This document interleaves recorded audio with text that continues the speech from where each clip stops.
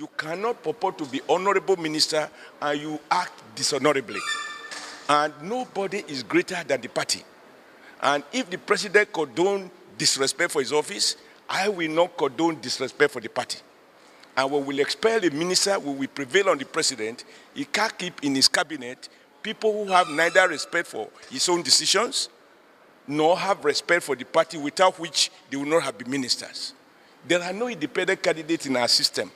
Nobody, I emphasize, no minister is above the party.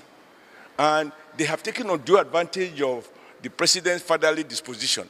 Now, it is the same blue or green pen that makes the minister. It is that same green pen that appointed these boards that they are refusing to swear in. And it is absolutely illegal for a minister in a democracy to appropriate the powers of a board, because the laws establishing those institutions are clear, that the boards have procedures to follow. So when a minister sits in his office, appropriate the powers of the board in a democracy, not in a dictatorship, award contract that didn't go through boards, those are clearly abuse of office, for which they are liable. I am convinced that what they are doing is not with the endorsement of Mr. President.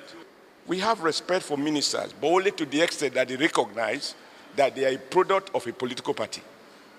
And we are not negotiating that. If they have done that in the past, under our leadership, we will not tolerate it. They either comply or we will expel them from the party.